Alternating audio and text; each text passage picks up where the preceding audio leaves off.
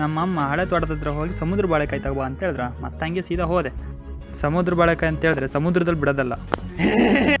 ನಮ್ಮ ಅಜ್ಜರ ಕಾಲದಿಂದಲೂ ಈ ಸಮುದ್ರ ಬಾಳೆಕಾಯಿ ಗಿಡ ಇಲ್ಲಿ ಹಳೆ ತೋಟದ ಹತ್ರ ಇತ್ತು. ಹೆಚ್ಚಾಗಿ ನಮ್ಮ ಅಜ್ಜರ ಕಾಲದಲ್ಲೆಲ್ಲ ಈ ಸಮುದ್ರ ಬಾಳೆಕಾಯಿನ ಒಣಸಿ ಒಲೆದಂಡಲಲ್ಲೇ ಇಟ್ಕೊಂಡಿರ್ತಿದ್ರು. ಎಂತಕ್ಕಂದ್ರೆ ಮಳೆಗಾಲ ಬಂದ ತಕ್ಷಣ ಚಿಕ್ಕ ಮಕ್ಕಳು ಯಾರು ಮನೇಲಿದ್ರೆ ಅವರಿಗೆ ಇದ್ರನ್ನ ತೆಗೆದುಬಿಟ್ಟು ಜೇನುತುಪ್ಪ ಜೊತೆ ಮಿಕ್ಸ್ ಮಾಡಿ ತಿನ್ನಿಸ್ತಾ ಇದ್ರು.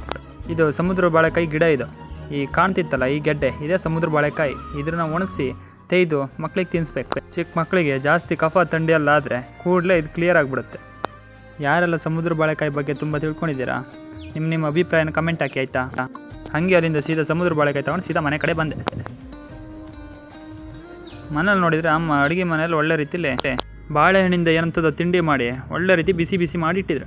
ಹಾಗೆ ಅದನ್ನೊಂದೆರಡು ತಿಂದೆ.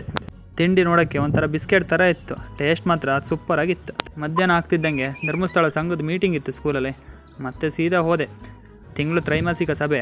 ಹಾಗಾಗಿ ನಮ್ಮನ್ನ ಫಾಲೋ ಮಾಡೋದು ಮಾತ್ರ ಮರಿಬೇಡಿ ಆಯಿತಾ. ನೆಕ್ಸ್ಟ್ ವೀಡಿಯೋದಲ್ಲಿ ಸಿಗೋಣ.